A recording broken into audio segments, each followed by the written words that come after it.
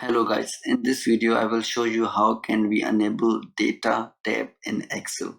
So as of now you can see there is no data tab in Excel because we always use data tab like whenever we are using or working on big projects in Excel. So in order to enable data tab, go to the file, select options, then customize ribbon.